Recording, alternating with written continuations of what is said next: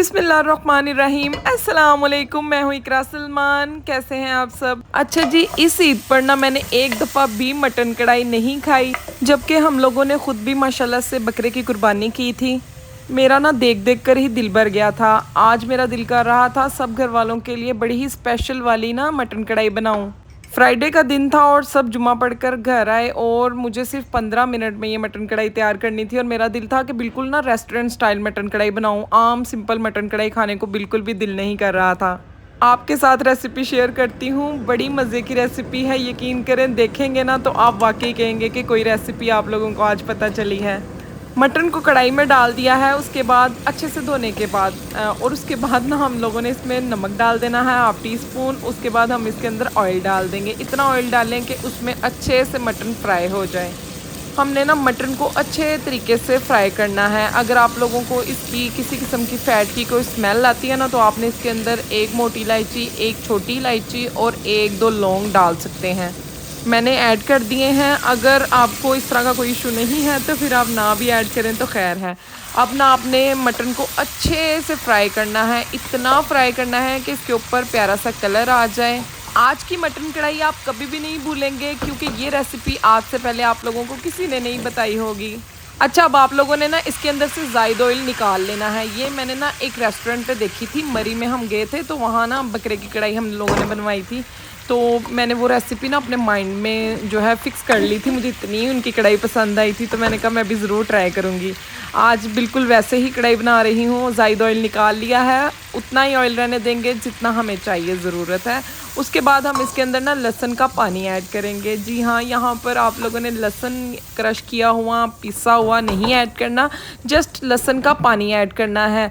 आप लोगों ने लहसुन के पानी को ऐड करने के बाद इसको कवर कर देना और 10 मिनट तक आपने इसको इसी पानी के अंदर पकने देना है मटन को। अगर आप लोग चैनल पर पहली दफ़ा आए हैं तो चैनल को ज़रूर सब्सक्राइब कर दीजिएगा। वीडियो थोड़ी सी भी अच्छी लगे तो लाइक करके जाइएगा।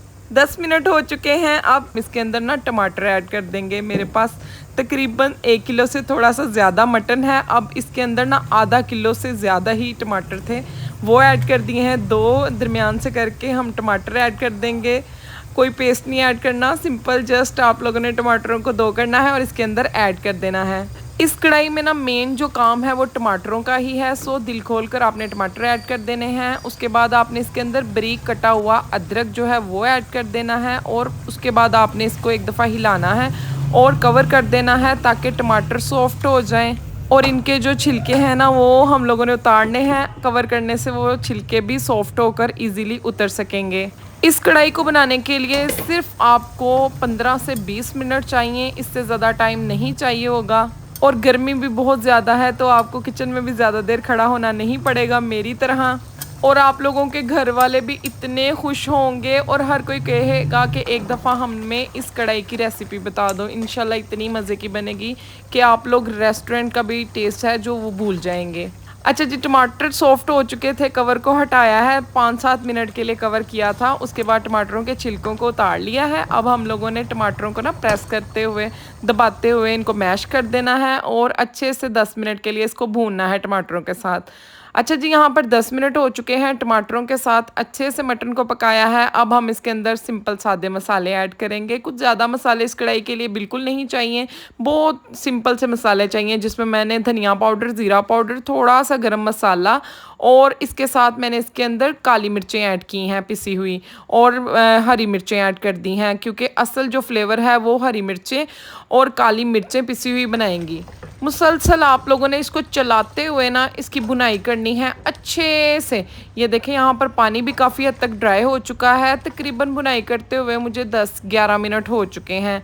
इस स्टेज पर ना हम नमक मिर्च को अच्छे से चेक करेंगे, ताकि कोई भी मसाला कम है तो हम उसे मज़ीद ऐड कर दें, क्योंकि काली मिर्चों को भूनने की भी कोई इतनी ज़रूरत नहीं होती, उसको आप दोबारा से और भी ऐड कर सकते हैं। अच्छा, दोबारा हम लोगों ने इसको अच्छे से भून लिया है। जितनी ग्रेवी हमें रखनी थी वो रख ली है। उसके बाद दोबारा से हमने इसके ऊपर बारीक कटा हुआ अदरक और हरी मिर्चें ऐड कर दी हैं। यकीन करें, इतनी मज़े की खुशबू थी कि मैं आप लोगों को क्या बताऊं, और गोश्त भी आपके सामने बिल्कुल नहीं टूटा। अब जिन लड़कियों की शादी होने वाली है और वो अपने ससुराल वालों का दिल जीतना चाहती हैं, तो फिर ये वाली मटन कढ़ाई बनाकर खिला दें। यकीन करें, आपके ससुराल वाले आपके गुण गाएंगे। और मुझे इजाज़त दीजिएगा, प्लीज़ लाइक एंड सब्सक्राइब कर दीजिएगा।